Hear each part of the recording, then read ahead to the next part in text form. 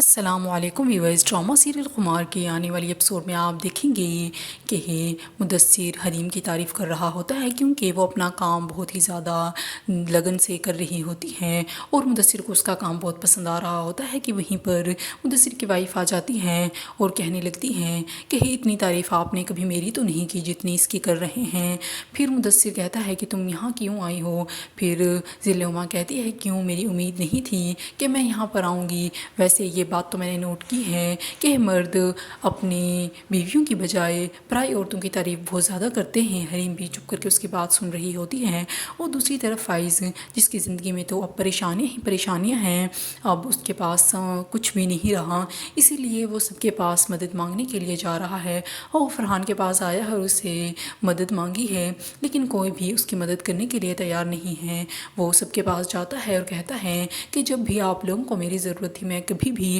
آپ لوگوں سے دور نہیں رہا اور میں نے کبھی بھی انکار نہیں کیا مدد کرنے کے لیے، تو اب بھی مجھے بھی کچھ پیسوں کی ضرورت ہے۔ وہ فرحان سے پیسے مانگتا ہے لیکن وہ بھی اس کی مدد کے لیے تیار نہیں ہوتا۔ پھر اس کی کمپنی کا مینیجر جس سے وہ مدد مانگتا ہے اور کہتا ہے کہ مجھے بس 2 لاکھ روپوں کی ضرورت ہے، جیسے ہی میں اس مسئلے سے نکلوں گا آپ کے پیسے بھی واپس کر دوں گا، لیکن یہاں سے بھی فائز کو انکار ہی ملتا ہے اور اس سے کہا جاتا ہے کہ اس کمپنی سے ہی میں گزارا کر رہا تھا اور اب کمپنی بند ہو گئی ہے تو مجھے